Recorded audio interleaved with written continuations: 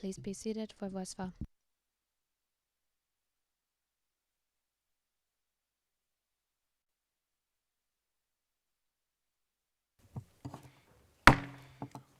L'audience est reprise. Bon après-midi à toutes et à tous. Je voudrais juste vérifier avec les partis et les participants s'il y a des changements dans la composition des équipes. Monsieur le procureur. Effectivement, Monsieur le Président, Mesdames les juges, en raison de contraintes professionnelles impérieuses, Monsieur le procureur Kermikan et Monsieur le procureur adjoint Nyang ont dû rejoindre leur bureau, ainsi que Sandra Schotters et Marie-Jeanne Sardachti. Le reste de l'équipe de l'accusation est inchangé. Merci beaucoup, Monsieur Dutertre. Du côté de la défense, Maître Taylor. Thank you, Mr. President. No, we're the same. Thank you. Merci beaucoup, Maître Taylor. Du côté des représentants légaux des victimes, Maître Ncita. Oui, merci, Monsieur le Président. Du côté des représentants légaux des victimes, il y a la deuxième assistante du terrain, Madame Janine Ilunga Kapinga, qui a rejoint l'équipe sur le terrain. Je vous remercie. Merci beaucoup, Maître Ncita. Alors, sans plus tarder, je vais passer la parole au bureau du procureur pour la suite et certainement la fin des conclusions finales. Monsieur le procureur. Je vous remercie effectivement, Monsieur le Président, Mesdames les juges. J'en noterai pour environ 40 minutes au maximum. Nous étions laissés avant la suspension d'audience sur une liste non exhaustive des nouveaux interdits et nouvelles obligations qui pesaient tout particulièrement sur les femmes. Toutes ces règles, dont j'ai énuméré une partie, ont été diffusées parmi la population, y compris à la radio et lors de prêches dans les mosquées. Un exemple parmi tant d'autres, Monsieur le Président, Mesdames les juges.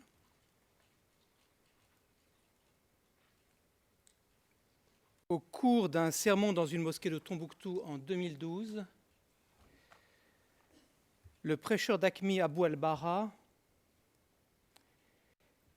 précise comment les femmes devaient se comporter. Il dit, je cite, ouvrez les guillemets,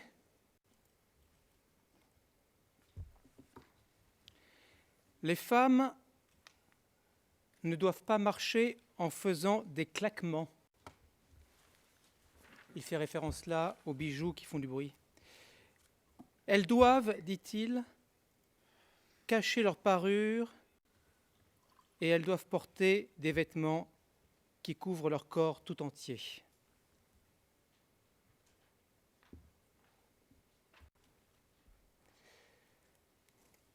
Fin de citation. Le commissaire Alassane, l'accusé, lui, il est d'accord avec cela. Souvenez-vous de ses propos dans la première vidéo que j'ai diffusée aujourd'hui et qui avait été enregistrée au gouvernorat en novembre 2012. Il y stigmatisait les femmes qui s'embellissent.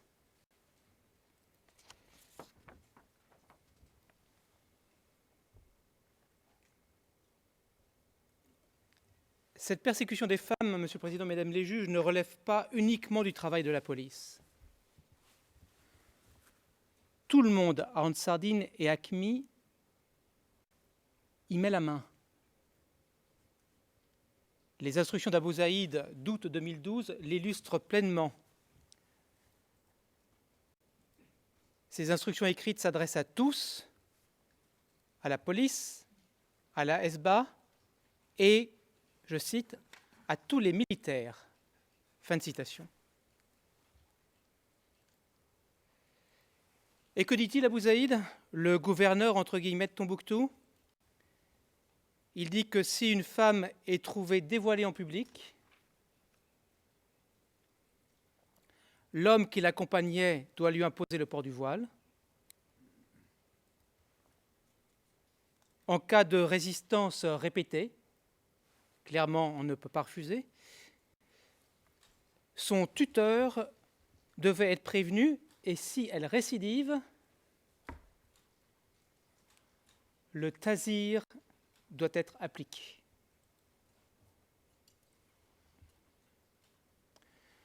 Autrement dit, Abu Zaï, chef de Katiba d'Aqmi, ne prohibe pas la violence contre les femmes, bien au contraire. Il l'institutionnalise et il se contente de la réguler après les multiples exactions qui ont déjà eu lieu contre les Toubktiennes et les plaintes de la population qui ont suivi.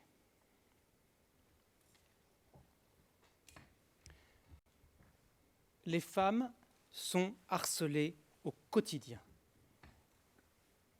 Elles sont traquées dans les rues, dans les écoles, dans les hôpitaux et même parfois dans leur propre maison, comme certains témoins ont pu en témoigner.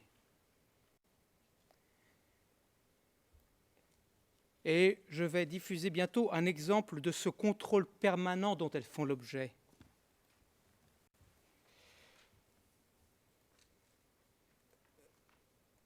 Et ça illustre bien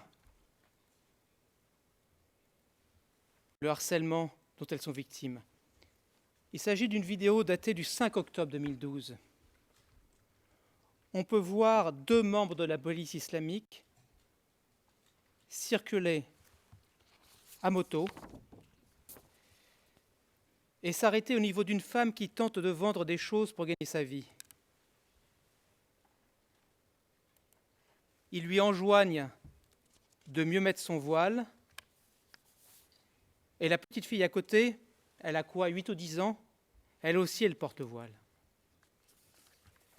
Il s'agit de l'item 106 de la liste d'exhibits.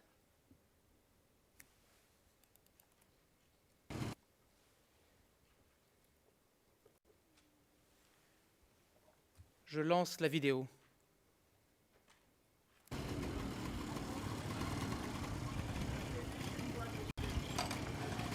La moto s'arrête près de la femme dont j'ai parlé et elle se couvre.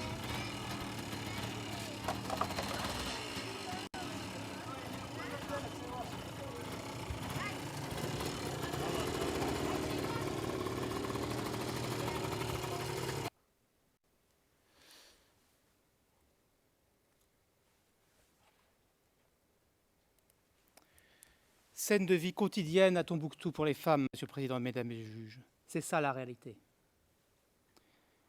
Et à ce propos, qui dans la chaîne hiérarchique de la police répercutait les ordres de ralette aux policiers pour composer les patrouilles chargées de faire respecter les différents interdits, y compris ceux pesant sur les femmes?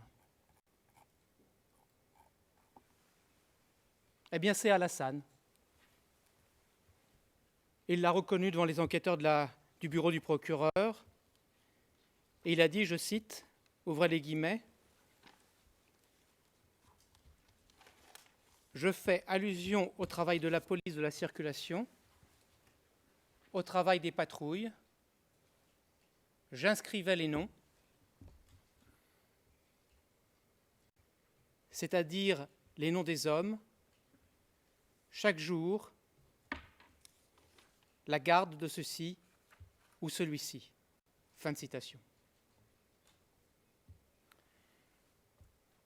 Transmettre les ordres d'Adama ou de Khaled, c'est toujours donner un ordre. Sur la vidéo, la femme obéit immédiatement. Elle sait certainement à quoi elle s'expose. Les femmes qui ne respectaient pas les règles, volontairement ou par oubli, étaient battues ou arrêtées et emprisonnées dans des conditions inhumaines.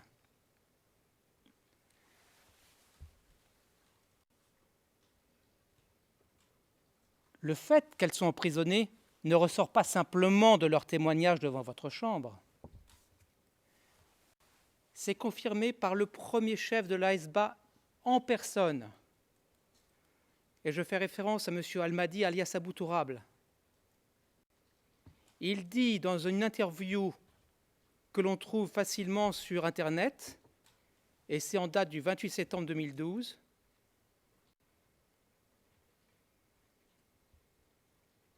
il dit, je cite, que les femmes impudiques,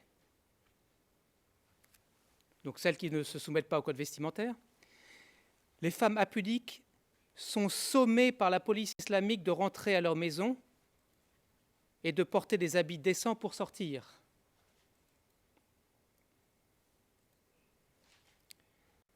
Dans de rares cas où des jeunes filles s'entêtent, elles sont maintenues sur place ou emprisonnées dans les lieux de détention spéciaux. Fin de citation. Parce que essayer de faire usage de ces droits et libertés fondamentaux, ça s'appelle s'entêter, Monsieur le Président, Mesdames les juges.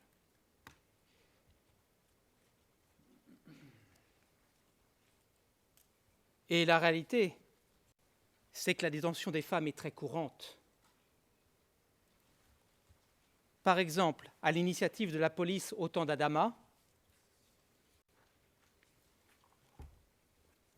qui a été démis de ses fonctions, mais sans doute car il avait arrêté des femmes arabes et non Bambara.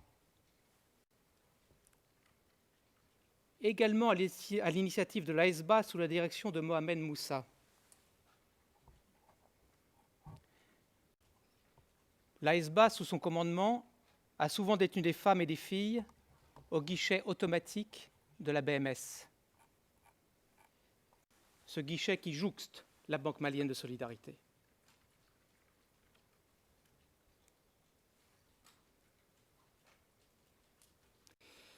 Il s'agit d'une pièce d'environ 2 mètres carrés, transformée en cellule. Les femmes pouvaient y rester séquestrées à plusieurs, y compris des femmes enceintes. Je fais référence au témoignage de P0099.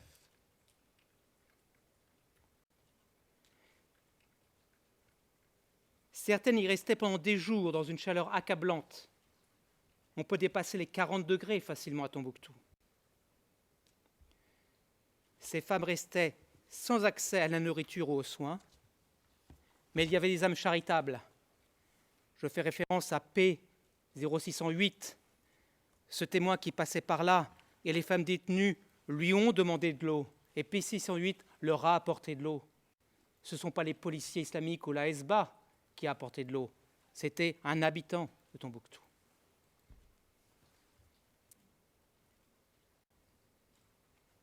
Ces femmes subissaient en outre des conditions sanitaires déplorables. Elles devaient uriner sur place. 6 mois plus tard, lorsque P55, le médecin légiste du bureau du procureur, est allé sur place, ça sentait encore l'urine.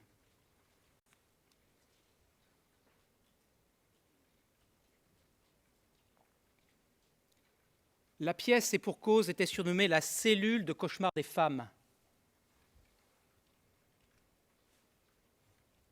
Mais il y avait aussi des cellules à l'intérieur de la BMS où des femmes étaient retenues captives. Vous avez vu des photos de cette cellule. Et P55 et P57 vous ont fait un schéma du plan de la BMS où l'on peut les localiser.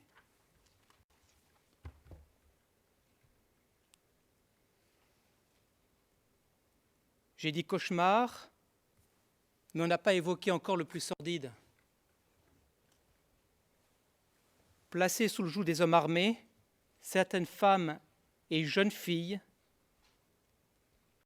même à 13 ans, ont été victimes de viols pendant leur détention. Je prends un exemple parmi d'autres. Une victime a raconté avoir été arrêtée. Quelle était sa faute ? Son voile était tout simplement tombé. Elle a été emmenée à la BMS. Elle y a été violée par 3 hommes à tour de rôle. Elle n'avait que 13 ou 14 ans.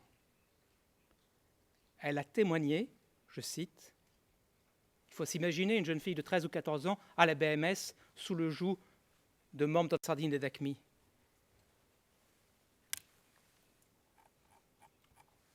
Elle indique, je cite, ouvrez les guillemets, « Je ne pouvais pas me défendre. Je n'avais pas d'armes et je n'avais personne pour me protéger. Ils m'ont tous violée, mais je n'avais aucun pouvoir en ce moment. » Fin de citation.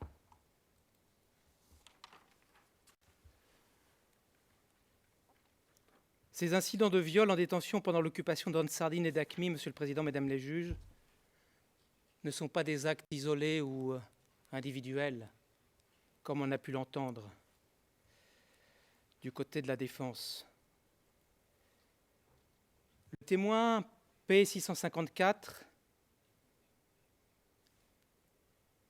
bien informé, a indiqué que dans la population, il se disait que dans la plupart des cas, les filles détenues, je cite, sont victimes de viols par les combattants. Fin de citation.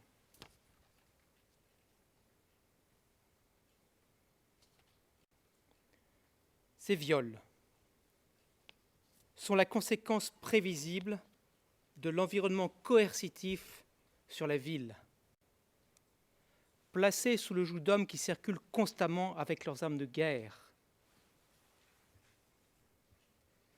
Ces viols sont la conséquence du dessein poursuivi par Ansardine et AQMI d'imposer leur pouvoir et contrôle sur les femmes et jeunes filles, de les harceler, de les arrêter et de les détenir, les plaçant ainsi à la merci de leurs bourreaux.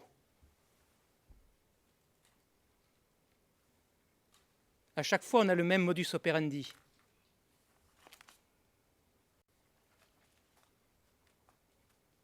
Arrestation pour non-port du voile, détention, viol. Ils ont fait usage de leur force qu'ils ont exercée sur les femmes et jeunes filles de Tombouctou laissées sans défense. Ils ont abusé d'elles sexuellement et ce répétitivement.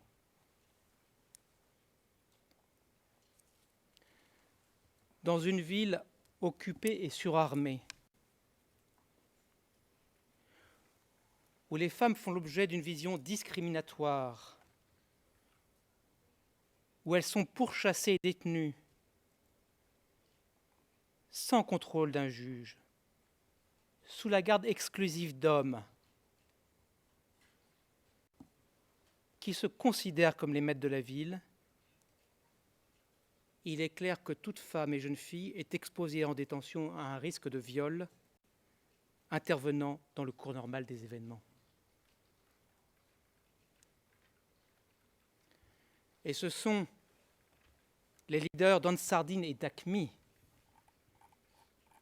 qui ont sciemment mis sur pied le système répressif qui a permis à ces crimes de se produire.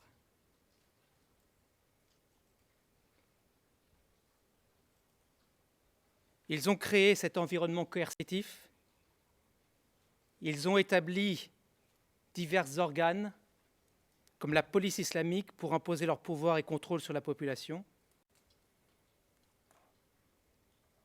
Ils ont exposé les jeunes femmes et jeunes filles détenues au risque de viol. Et aussi, ils ont permis à leurs membres de jouir d'une impunité presque totale. Un exemple est particulièrement illustratif. Un seul policier a été condamné après un viol. Mais encore faut-il préciser qu'il n'a pas été condamné pour viol. Il a été condamné pour adultère. On a le jugement du 27 août 2012 en preuve au dossier, vous l'avez lu.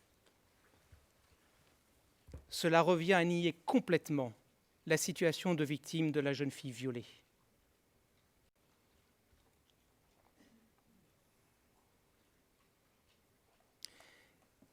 Et on ne peut certes pas dire que les chefs d'Ansardine et d'AQMI ignoraient les choses ou que c'était un phénomène gonflé post factum par les ONG.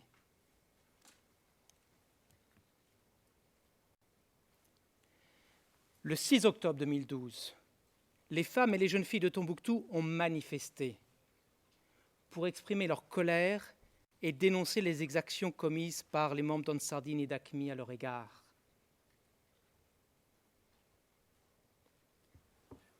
Environ 200 femmes et jeunes filles de Tombouctou, rassemblées pour l'occasion, ont demandé le départ de Mohamed Moussa, l'arrêt de l'imposition du voile et la fermeture de la prison pour femmes.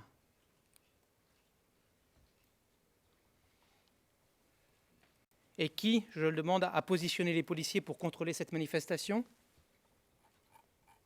C'est Alassane. On le sait par un témoin de la police islamique qui a apporté la preuve sur ce point. Mais elles n'avaient pas le droit de manifester, certaines ont été arrêtées.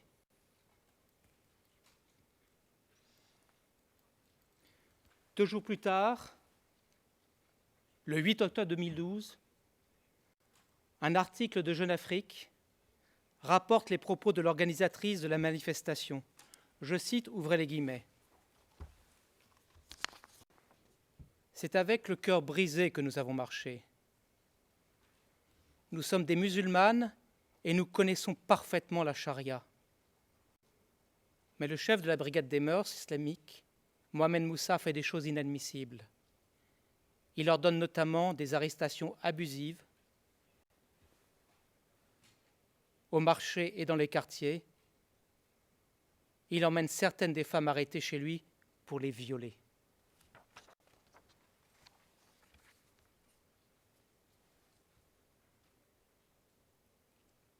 Qui plus est, Monsieur le Président, Mesdames les juges, le comité de crise représentant les habitants de Tombouctou a également signalé le phénomène aux leaders d'Ansardine et d'AQMI.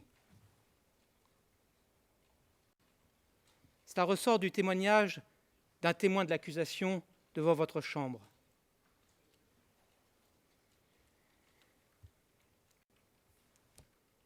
Il précise qu'un membre du comité de crise a évoqué le cas d'une femme qui, je cite, ouvrez les guillemets, a beaucoup souffert cette nuit-là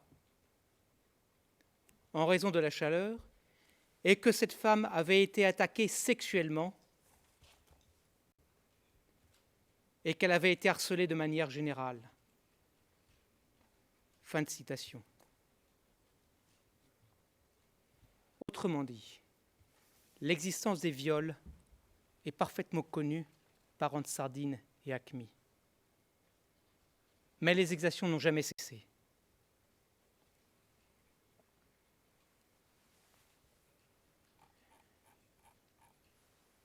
Et en plus des viols en détention, les Tombouctiennes ont aussi été victimes de viols et esclavage sexuel perpétrés dans le cadre de mariages, entre guillemets, qui leur étaient imposés. De tels mariages servaient un triple objectif.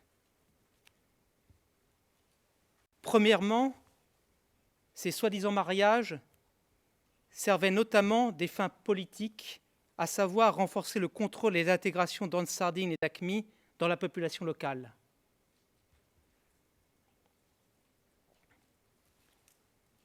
C'est cohérent avec leur plan de contrôler Tombouctou. Deuxièmement, se marier, entre guillemets, servait en quelque sorte de rétribution, de salaire. Un témoin de l'accusation rapporte avoir parlé à un déserteur de l'armée malienne qui avait rejoint les rangs d'Ansardine et d'AQMI à Aguelok début 2012.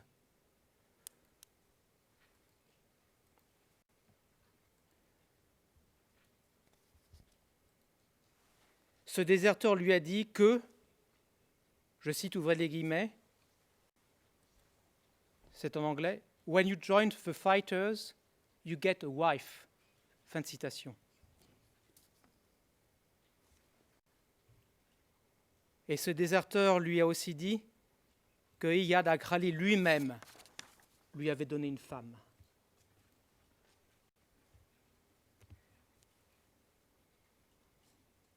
Troisièmement, comme l'a dit un autre témoin, Ansardine et Acmi ont encouragé leurs membres à épouser des femmes et des filles locales pour satisfaire leurs besoins sexuels. Car selon leur idéologie, les relations sexuelles ne pouvaient être autorisées en dehors du mariage. Ces mariages non voulus par les Tombouctiennes constituaient donc une couverture, un habillage pour légitimer des relations sexuelles imposées aux femmes et légitimer leur mise en esclavage sexuel. Comme chacun sait, il ne s'agissait pas de mariage arrangé, mais de mariage forcé. Je renvoie simplement aux affaires Ongwen et Brima que la Chambre connaît parfaitement.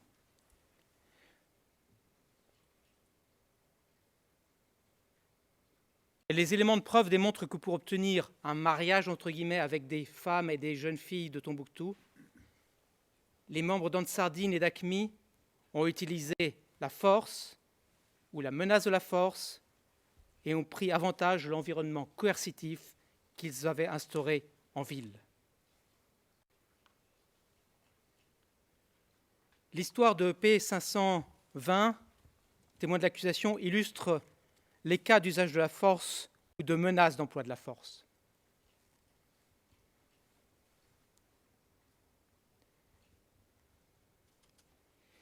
P0520 a été approché par des membres d'Ansardine Acmi pour épouser leur chef. Ils lui ont dit, je cite, « Comment est-ce que tu peux dire que tu ne nous aimes pas ? C'est nous qui contrôlons tout ici. C'est nous les chefs ici. »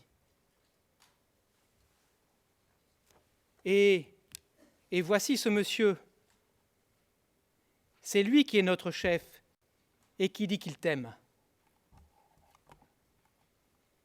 Fin de citation. L'un d'eux a alors pointé son arme sur elle et a menacé de l'amener de force si elle n'acceptait pas le mariage.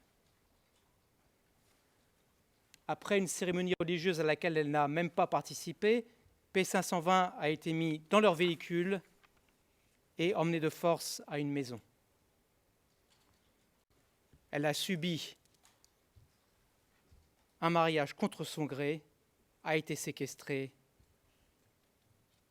et violée. Mais en dehors de l'usage de la force et de la menace de la force, les membres d'Ansardine et d'Acmi ont tout simplement aussi profité de l'environnement coercitif qu'ils avaient créé.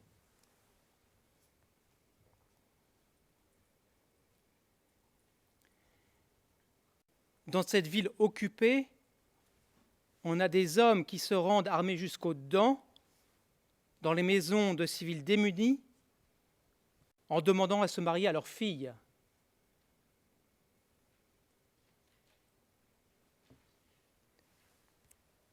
Vous avez la preuve au dossier. Alors, qui, dans de telles conditions, peut croire vraiment que les Tombouctiennes et leurs familles donnaient leur accord librement? Et par exemple, après que le témoin P0602 et son père ont refusé la demande en mariage, les membres d'Ansardine et Acmi ont insisté et continué à venir chez eux. P0602 a témoigné, je cite, « On était obligé de céder ». Fin de citation. Parce que, ouvrez les guillemets,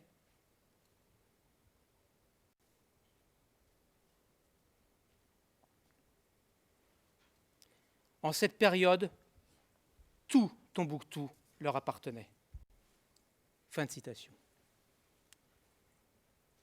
C'est suffisamment éloquent.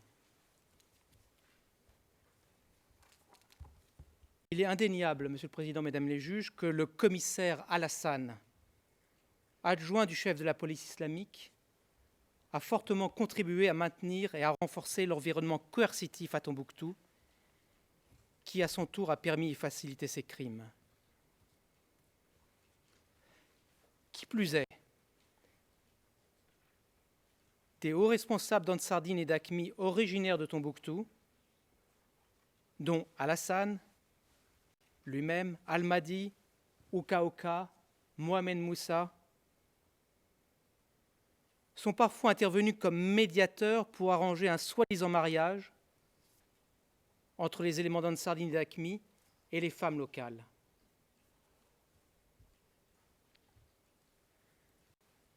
Leur intervention a créé beaucoup de pression sur les familles. Un témoin vous l'a dit ici, en salle d'audience.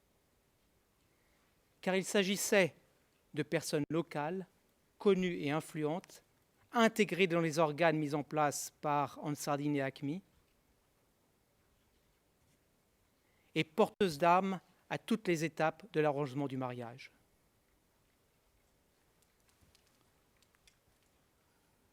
Bien plus, dans ce contexte global de coercition, Ansardine et AQMI ont systématiquement encouragé la pratique de tels mariages en toute connaissance de cause. Premièrement, les leaders et autres membres importants ou connus d'Ansardine et AQMI se sont mariés à des femmes et jeunes filles de la ville,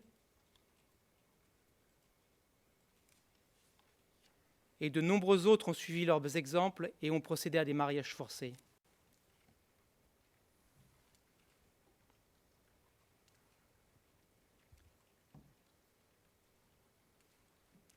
Deuxièmement, Abu Zahid, le gouverneur entre guillemets, et Yahya Abu al-Haman ont créé et maintenu un fonds pour aider les membres d'Ansardine et AQMI à se marier et à payer des dots. Tous les membres célibataires de la police ont reçu 300 000 francs CFA pour le mariage. Et la majorité d'entre eux se sont mariés. Et on retrouve encore là Alassane, l'accusé. Il a reconnu qu'il rédigeait des demandes adressées au chef de la police ou à Abu Zahid au nom des membres de la police qui désiraient de l'argent pour des dots.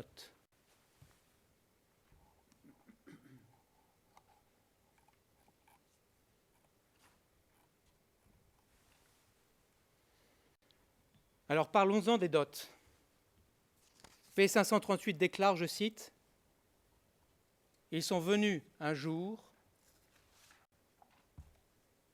une nuit, avec 25 000 francs,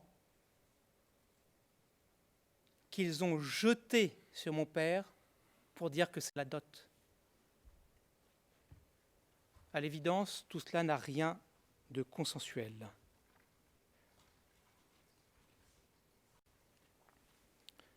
Dans de nombreux cas, il y a eu des sortes de cérémonies de mariage. Pourtant, ni la famille, ni les amis de la supposée mariée n'étaient partie prenante.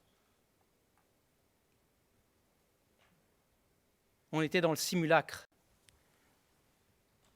D'autres femmes ont simplement été enlevées et traitées comme des épouses.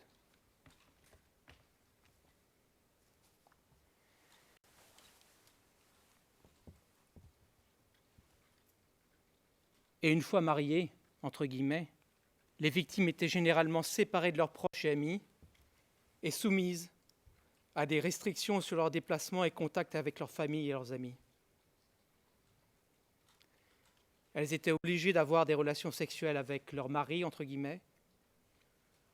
Dans la pratique, certaines femmes ont même été contraintes d'avoir des relations sexuelles non seulement avec ce mari, mais aussi avec d'autres membres d'Ansardine et d'AQMI.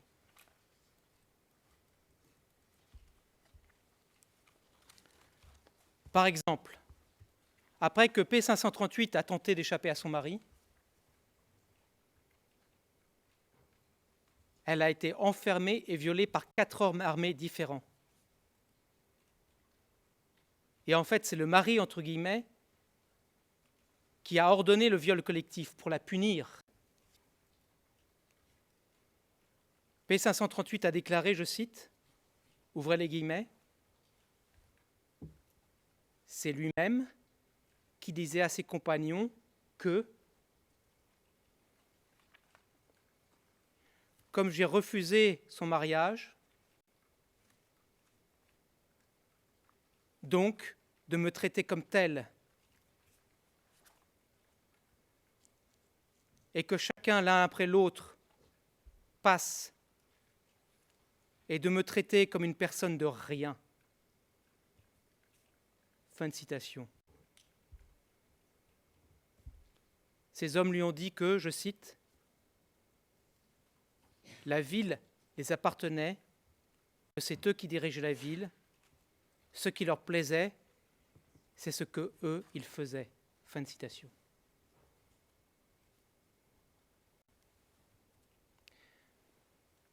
Certaines femmes sont tombées enceintes à la suite de ces relations forcées et ont ensuite donné naissance à un enfant. D'autres ont pu avorter. Il en découle nécessairement un stigmate familial et social et un traumatisme personnel profond. Et contrairement au véritable mariage, ces soi-disant mariages se sont révélés de courte durée. Certaines femmes ont fait l'objet de divorce au bout de quelques jours ou semaines. Je renvoie à P520, P610. Et plus généralement, ces femmes ont été abandonnées lorsqu'Ansardine et AQMI ont fui de Tombouctou vers la fin de janvier 2013. Cette brièveté et ces abandons dénotent bien qu'il s'agissait de pseudo-mariages dont les Tombouctiennes ne voulaient pas. Autant dire que ces femmes étaient victimes de prédation sexuelle.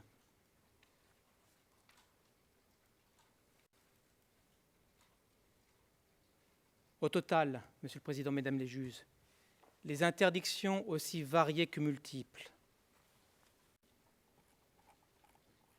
les violences diverses, les arrestations, les mariages forcés, les viols, et plus généralement, toutes les mesures restrictives de droits et libertés fondamentales dont les femmes ont fait l'objet, ont bien pris la forme d'une véritable campagne d'agression, d'oppression et de persécution.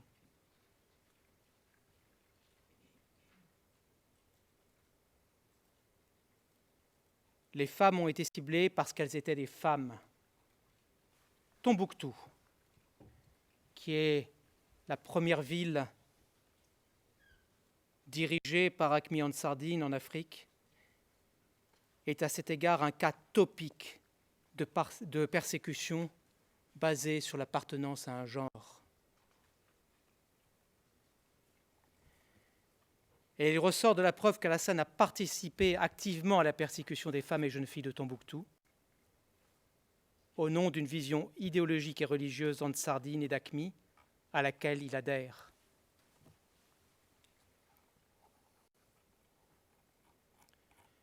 Plus spécifiquement, le commissaire Alassane, adjoint au chef de la police, a contribué à la commission des crimes de mariage forcé, d'esclavage sexuel et de viol en détention, qui faisaient partie des actes sous-jacents du crime de persécution fondé sur le genre. Et ce, pour au moins 3 raisons.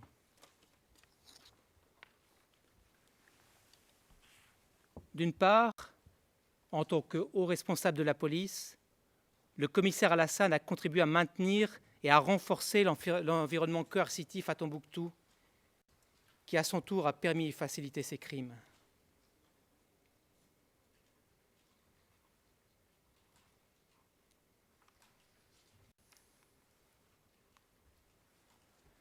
D'autre part, de par ses rôles et fonctions au sein de la police, le commissaire Alassane a spécifiquement contribué au système d'arrestation, en ce compris les patrouilles conjointes avec la HBA, et au système de détention de quiconque enfreignait les nouvelles règles d'Ansardine et d'AQMI, notamment concernant les femmes et jeunes filles,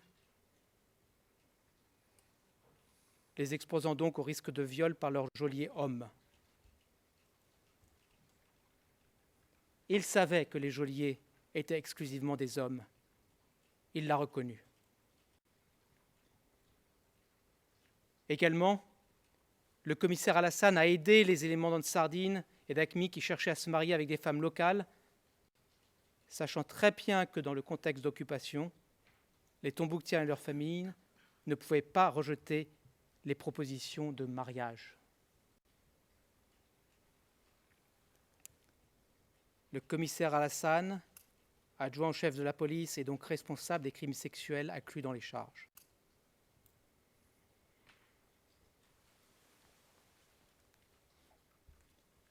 Cette persécution subie par les femmes, Monsieur le Président, Mesdames les juges, pendant des mois, est symbolique de la persécution de toute la population de Tombouctou dans son ensemble. La persécution des femmes a affecté toute la population. Chaque Tombouctien pouvait avoir une mère, une sœur, une fille qui a subi les rigueurs et les violences des occupants.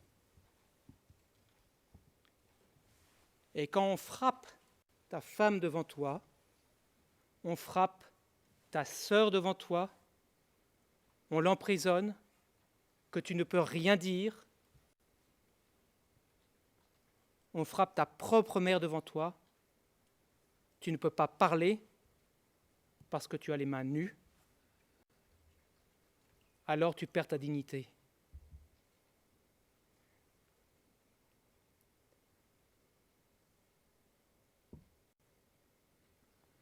Cette persécution contre les femmes a donc accompagné la persécution religieuse contre les habitants de Tombouctou, telle que je l'ai décrite au début de mes réquisitions. Un double cas de persécution, autrement dit. Et c'est en cela que cette affaire est tout à fait particulière et grave.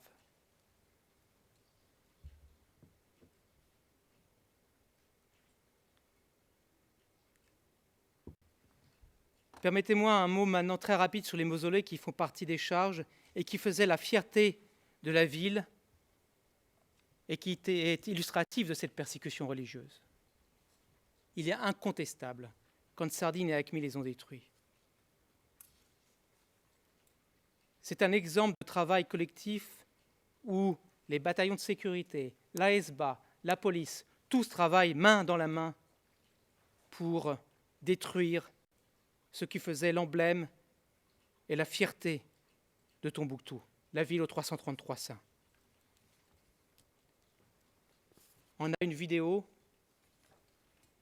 que je ne passerai pas pour des questions de temps au cimetière Sidi Mahmoud, où on voit la police avec armes et burins s'acharner sur le mausolée éponyme, le mausolée Sidi Mahmoud.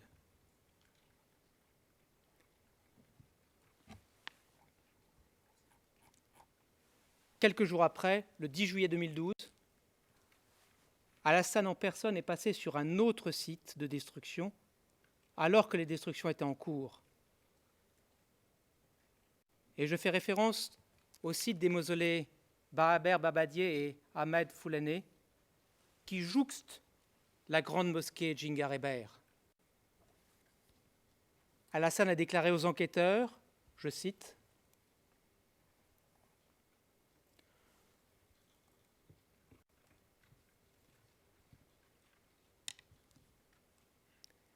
Le jour où il détruisait, là, près de la mosquée de Djingar-Héber, je passe, je les ai salués et je suis entré en voiture de police. J'ai vu Abou Tourab et Talha qui étaient là. Je les ai salués tout en passant sur la route. Ce jour-là, je ne me souviens pas de la tâche que je faisais.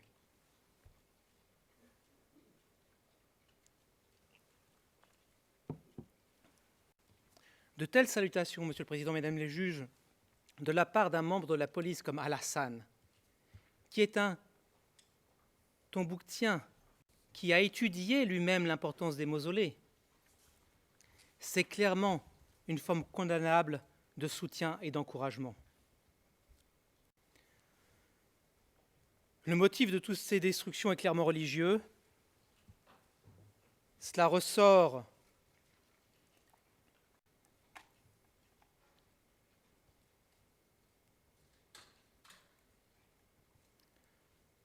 d'une vidéo enregistrée en juillet 2012 à la mosquée Sidi Yahya, dont la porte latérale, considérée comme sacrée, est en train d'être détruite. Al-Mahdi, qui est alors chef de la Hezbollah, y déclare, je cite, ouvrez les guillemets, « Ce que vous voyez là, c'est un moyen d'éradiquer la superstition, l'hérésie et toute chose ou subterfuge susceptible de conduire au polythéisme. »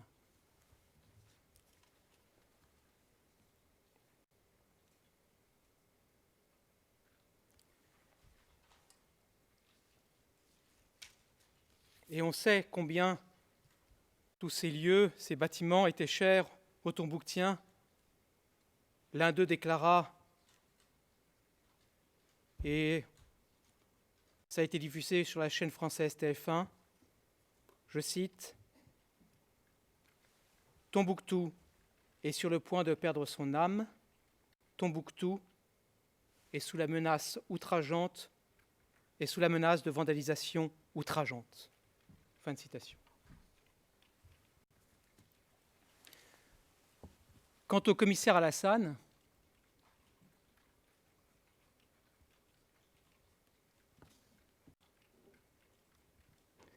il est parfaitement conscient du motif religieux qui guide toute l'action d'Ansardine et d'Aqmi dans toute sa campagne de persécution des habitants.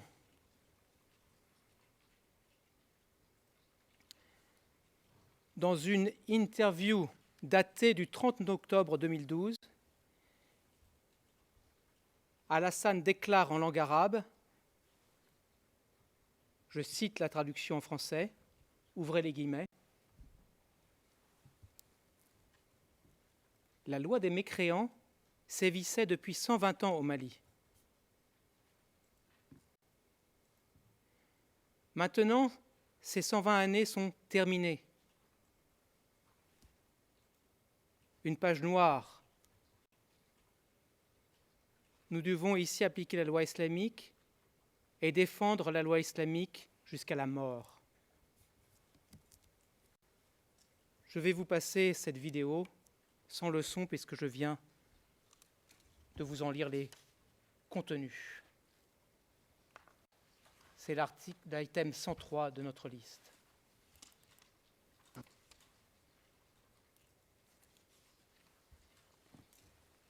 الحمد لله عارفين ان شريعه الله سبحانه وتعالى من 120 سنه شريعه الكفار موجوده من دخول فرنسا 120 ولا 122 سنه في الجهات الماليه.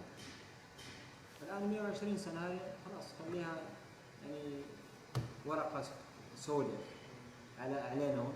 ان شاء الله نطبقوها نطبقوا الشريعه الاسلاميه وندافعوا على الشريعه الاسلاميه الى الموت.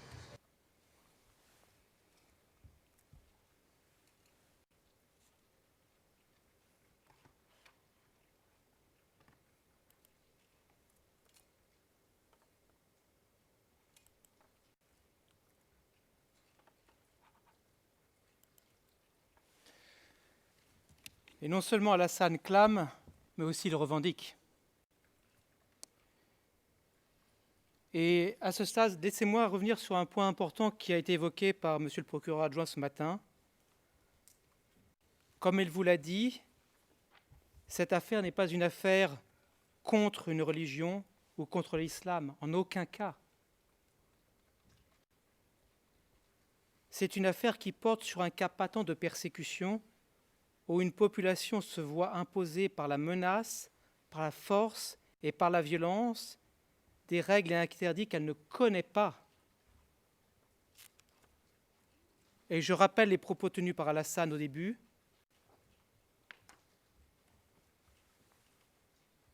Ouvrez les guillemets. Ces punitions, les habitants ne les connaissaient pas. C'est la première fois qu'ils les voient. Fin de citation.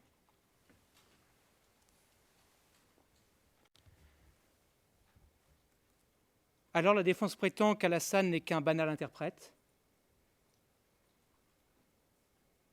Vous avez vu une partie de la preuve, des vidéos, des documents, des expertises, des témoignages. Qui a déjà vu un interprète donner des coups de fouet?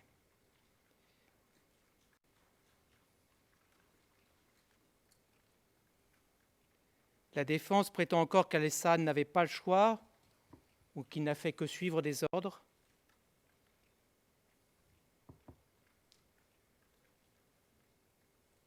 En fait, la défense procède à une sorte de mélange de diverses causes d'exclusion de responsabilité. Et ce, faute de pouvoir en caractériser une de façon précise, et faute d'amener des éléments factuels concrets au soutien de ces allégations. La réalité, Monsieur le Président, Mesdames les juges, le commissaire Alassane était un homme zélé. Il a gravi les échelons. Il était très clairement volontaire pour participer à la persécution des habitants.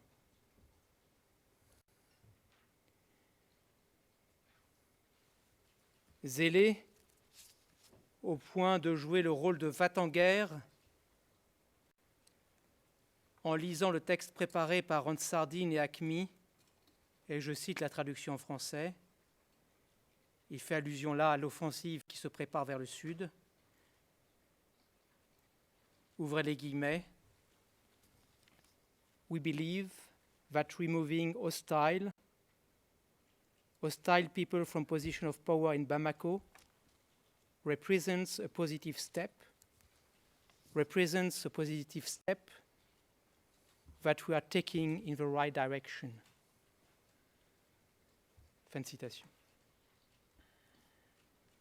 Et je vais vous passer la vidéo correspondante, qui est l'item 42 de notre liste et qui a été filmée le 11 décembre 2012 au bureau des médias à Tombouctou.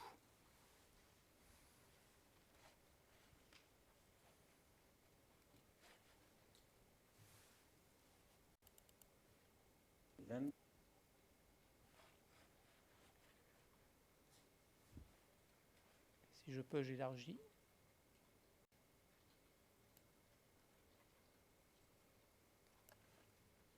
ونحن نرى أن إزاحة أصحاب المواقف العدائية من مراكز الحكم في باماكو يعد خطوة إيجابية لنا في الطريق الصحيح.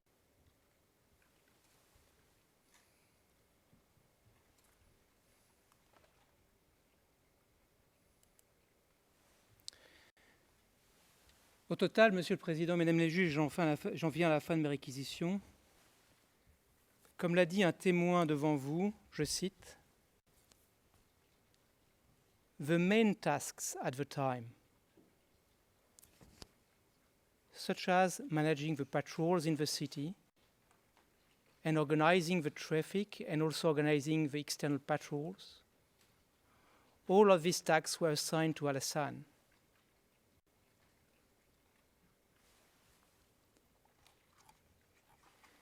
And also, he used to write the reports and to undertake the investigations and interrogations. So, the only task that was assigned to Khaled was the big issues, such as things that needed discussion with the emirs.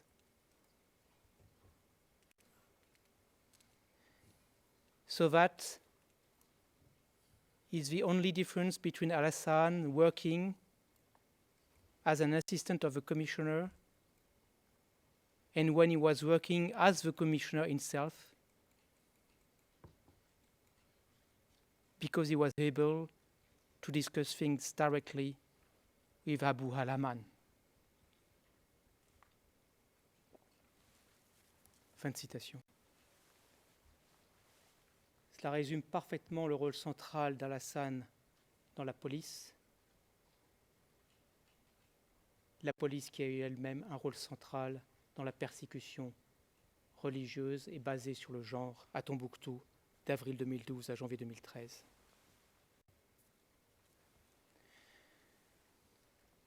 Monsieur le Président, Mesdames les juges, Tombouctou a vécu la longueur du temps et le temps de l'histoire. Tombouctou et sa population ont été sur le point de perdre leur âme sous les coups d'une oppression outrageante.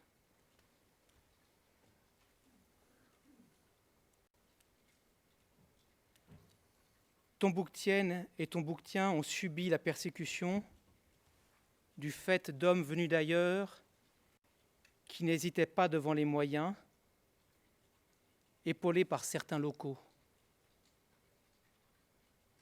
Alassane était l'un d'eux, et même l'un des plus importants. Les victimes attendent et espèrent votre jugement. Elles attendent et espèrent que vous dites le droit. Souvenez-vous de ces paroles que j'ai mentionnées il y a un quart d'heure d'une victime violée à la BMS et qui disait, je cite, « Je n'avais personne pour me protéger ». C'est en disant de droit, c'est en appliquant le droit que la justice pénale internationale protégera mieux les victimes. L'accusation requiert que vous rentriez en voie de condamnation, Monsieur le Président, Mesdames les juges.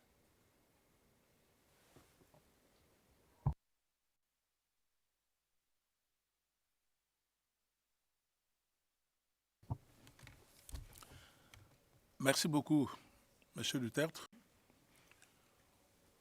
Je remercie le bureau du procureur pour sa présentation exhaustive, concise, et qui évidemment a respecté le temps que nous avons donné, et nous avons même en plus quelques minutes restantes. Alors, je me tourne maintenant vers les représentants légaux des victimes pour savoir, Maître Nsita, si vous êtes prêts à enchaîner directement. Je vous remercie, Monsieur le juge président, Mesdames les juges, de nous passer la parole. Il nous avait été prévenu que le bureau du procureur allait certainement nous occuper au courant de l'avant-midi et que l'après-midi pourrait nous revenir. Mais nous avons constaté que voilà, cela n'a pas été le cas. Et entre-temps, nous ne pouvons que apprécier le contenu très détaillé de l'intervention du bureau du procureur, ce qui nous amène à revoir en profondeur, évidemment, nos prévisions, parce que sinon, il y aurait beaucoup de répétitions. Monsieur le procureur a abordé pas mal de thématiques concernant les victimes de Tombouctou.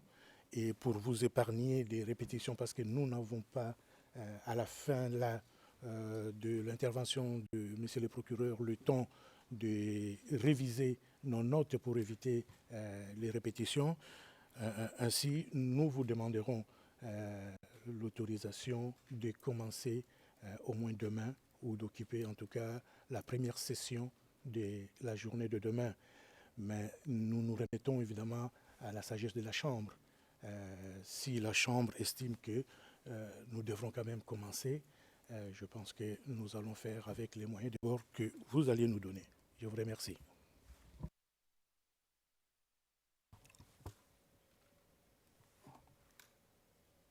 Merci beaucoup, Maître Sita. Je vais consulter mes collègues.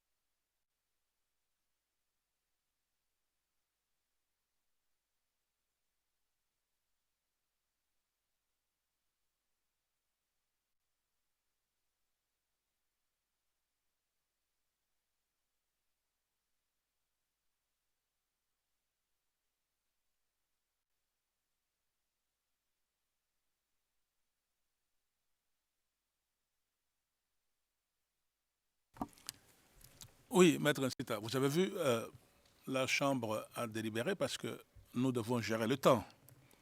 Nous n'avons que 3 jours. Et vous êtes sûr que demain, vous pourrez finir, par exemple, pendant la première session? Oui, Monsieur le Président, nous comptons respecter le temps qui nous avait été imparti par la Chambre. La Chambre nous avait imparti 1h30 d'intervention et nous nous sommes arrangés entre les 3 confrères parce que tous les 3 confrères allons intervenir. Et je commencerai l'intervention et mon intervention ne dépassera pas la demi-heure. Donc, je pense que nous allons respecter cette première, faire en sorte que nous terminons pendant la première session de l'audience de demain.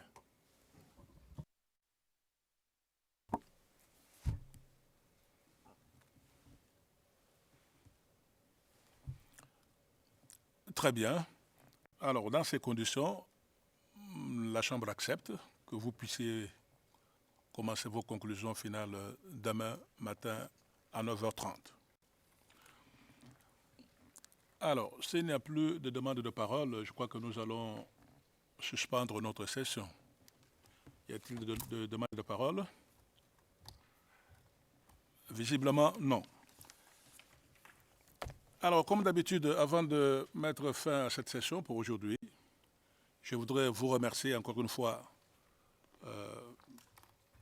les partis, les participants, notre public bien entendu, les sténotypistes et les interprètes, et je n'oublie pas nos officiers de sécurité. À toutes et à tous, je souhaite une bonne soirée et à demain à 9h30. Nous allons suspendre l'audience. L'audience est suspendue. All rise, verbe levé.